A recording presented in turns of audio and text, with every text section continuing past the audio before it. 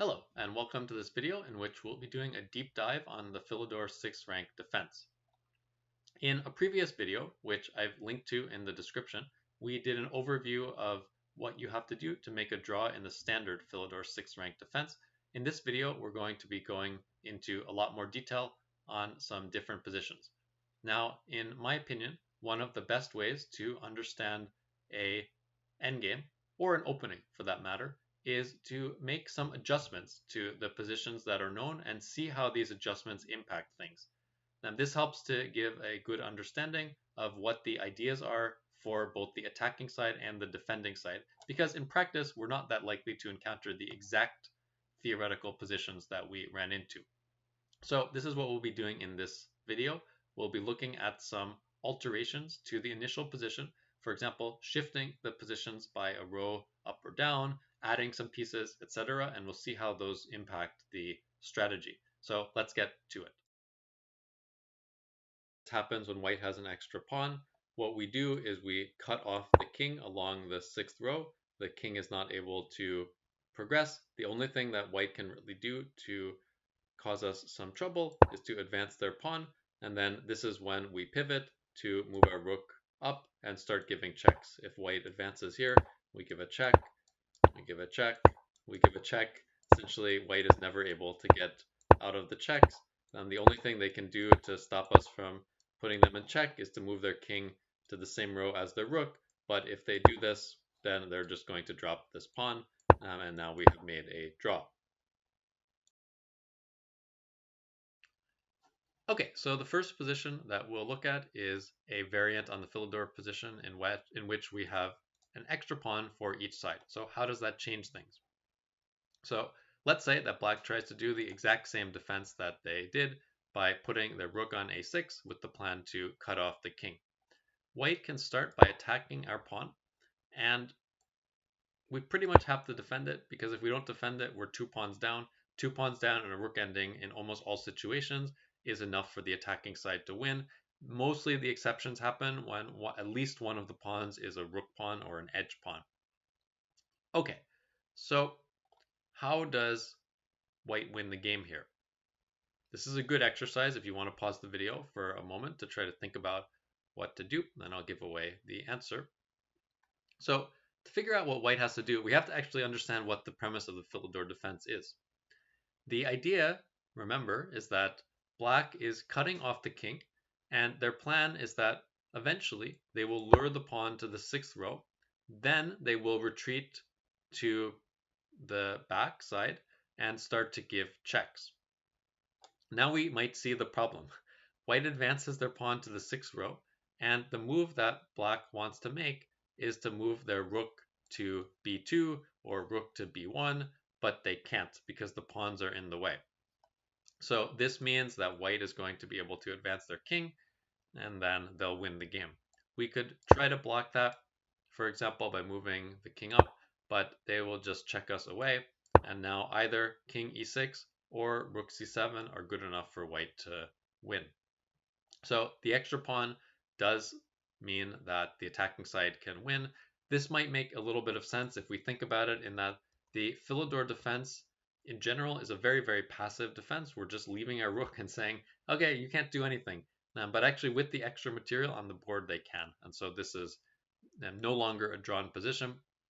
One other idea that sometimes can happen in these variants is that we said in the original Phillidor position that white had a plan to try to trade off the rooks by taking over the 6th rank, and that it was going to be a drawn ending at that point. With the extra pawns on, that ending is usually going to be a loss, because the 2-on-1 pawn ending, if we imagine this position without any rooks on the board, the 2-on-1 pawn ending is a win for white, whereas the 1-on-none is not a win for white. So these are a couple of differences that will happen. The next position is, in fact, the same position that we've already examined, except that we're going to make it white's turn instead of black's turn. If it was black to play, we have a standard Phillidor 6th rank defense after we play rook a6. If it's white's turn, we still have a draw, but the draw is not as straightforward to make as it is in the case of it being black's turn. So in order to give white the best chance to win, they should start by playing their king to e6. If they play their king to d6, we can in fact set up the standard Phillidor 6th rank defense by giving this check. After the king moves, now we've got exactly what we want. So they should start with king to e6, and now both of the checks that we can give are losing moves. We should not do either of them. We'll go through them one by one to see why. If we give this check, the problem is they advance their pawn. Now they're threatening checkmate with their rook. The only way we can get out of this checkmate, apart from giving up our rook for the pawn, is to move their king to the side, but now this allows our king in, and our king supports the pawn, and we'll win the game from that. If we give a check this way, then we saw this was an idea in the standard Phillidor 6th rank defense, but the idea, remember, was that we needed to have this pawn already been lured to the 6th row. If we do it in this case, they have this little shelter for their king. Now they're threatening checkmate again. They have a couple of options. If they defend the checkmate with their rook, we can in fact swing the rook to the other side, again threaten checkmate, and now they're really stuck because a move like this doesn't help since we just will take the rook. So defending that way doesn't work. The other thing that they could try would be to try to come out with their king this way, but we give a check, king comes up, and now we can move our king to d7. Now remember this idea that next we're going to advance our pawn up a square, and then we're going to get the Lucina position. This was the idea where we had to build a bridge as a way to get our king out from the checks. Now, if we consider this exact position, but we had moved the rook to d2 instead of where it is on e2, then of course white would not be able to move their king here because black would just take the pawn. And this in fact is the secret of what we're supposed to do here. Black needs to move their rook to d2 where it's attacking the pawn. This means that in that same line, white is not able to progress with their king so easily. So white still does the same thing. They move their king here, threatening checkmate. And we have to move our king to one way or the other to get out of the checkmate. The best thing to do in a general as a rule of thumb is to move your king to the shorter side. So shorter side because there are fewer files on this side of the pawn than on the other side of the pawn. Generally, this is good because it means that your rook will be able to give checks on the long side and not run out of space. In this case, both are draws, but this is a much simpler draw to make. Now, what white would do is come in with a check. We'd move our king up, and the move that white would sort of like to make that they made in the other line was king to d7. However, if they move their king to d7, we would just snatch the pawn on d5. So for them to progress, they have to move their king to e6 instead. But now that means our king can get back over. The key thing about moving their king to d7 was that when their king is on d7, it was keeping our king out. But by moving their king to e6 instead, our king can come over. And they can give a check if they want, go to king d8, and now we're actually getting something more or less the same position that we started with to begin with. So it is possible to draw the starting position if it is white on the move anyway, but you have to remember to move your rook to attack the pawn as opposed to trying to give any sort of checks. Last thing just to mention, you might say, wait, why do I need to know all these multiple different techniques? Well, sometimes you might just have the pieces in this particular arrangement. So if we rewind this position a little bit, we could imagine that we maybe had this position. White is now up 2 pawns. Now we have to take this pawn because otherwise we're down 2 pawns. That's bad. And so this is how we end up with this position with it being white's turn. So you could call this a messed up Phillidor in the sense that we didn't defend the Phillidor 6th rank defense the way we wanted, but it also just kind of happens organically sometimes that the pieces are this way. So it's good to know multiple different drawing techniques. The next position that we'll look at is a position where the attacking side's pawn is not very advanced. In fact, here it's only reached the third row instead of the fifth row. Now, objectively, this position is even more of a draw than the Phillidor position was, in the sense that the margin of error for the drawing side or the defending side is much higher. However, it's a different position, and the nice thing about the Phillidor position is that once you learn it, you can play it completely by rote. You don't have to think. And this is an important thing when you're playing an ending. You're likely low on time. You've been playing for a long time, so you might be tired. And you want something that you can just play without having to think at all. So our general goal here is that we're trying to reduce this position or transform this position into the standard Phillidor position so that we can play it by rote memory without having to think. So what I recommend is setting up a Phillidor 6th rank defense as if the pawn was already advanced onto the fifth row, but occasionally you might have to be flexible and shift everything up so that you're actually setting up a Phillidor 5th rank defense. So see what I mean. So to start, we play our rook to a6. Now, if white decides that they're going to start advancing the pawn, we're happy. We've already gotten the Phillidor 6th rank defense. This is now the standard position that we should know how to play without having to think. So what else can they do? Well, one idea they could try, if they move forward with their king by itself, we're not really very concerned about this, but maybe they could try to offer a rook trade and do this at a favorable time for them.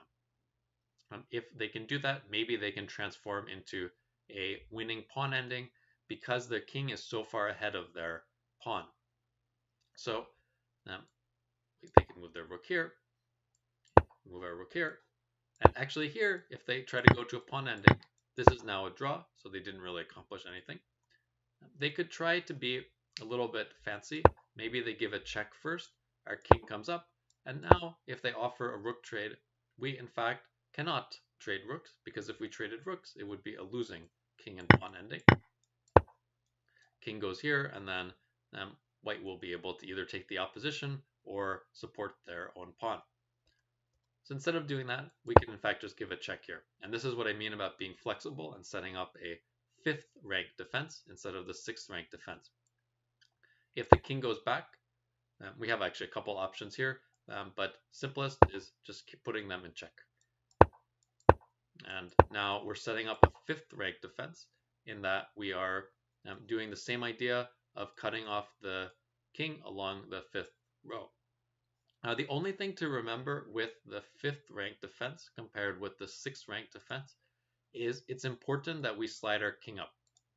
So in the standard position, the pawn is on d5, and we're cycling our king between the two squares d7 and d8. Well, here, if we're making the 5th rank defense, that means we're envisioning it as if the pawn was on d4, and so the two squares that we should be shifting our king between are d6 and d7. The reason for this is that it's important as this pawn advances. Let's say that we don't put our king on the right square. They go here. We're going to try our approach of checking from behind. But because our king is too far back, they're in fact able to get their king up. So we need our king to be on the d7 square to block out the king from coming there. So there are a couple things that one has to remember when they get this kind of position, but the general strategy is set up a 6th rank defense. If white insists on breaking this by offering a rook trade, then set up a 5th rank defense. When you do the 5th rank defense, just remember to slide your king up because you're really trying to have the exact same position as if this whole rank was not there. And then you will have achieved the Phillidor position. By the way, one thing also to mention is like why we're not setting up maybe like a 4th rank defense or a 3rd rank defense. The problem is if we try to set up the defense too high, when we start giving checks from the back this way, it won't actually work because we won't quite have enough space. It still will be a draw because the margin of error is very high, but we will have to sort of rearrange things anyway afterwards. So it's not a very stable draw in that sense. The last position that we'll look at happens when the attacking side has either a knight pawn or a rook pawn. So here they have a pawn that started out on the same square as, or same file as the knight started out. Here, the margin of error for drawing is even higher. So in this position, we certainly should play our rook to g2, do the standard Phillidor approach where we start giving checks from behind. But we also do have one more drawing approach which we can take, which is in fact that we can just move our rook back. And if they try to come forward with their king, like they did in the previous lines, it turns out that passive defense, when there is a rook pawn or a knight pawn, is actually sufficient for a draw. So there are more options in that case. So this defense would not work if we were talking about pawns that were more towards the center, but it does work if we have a knight pawn or a rook pawn. The reason why this works successfully is that white does not really have any way to break through.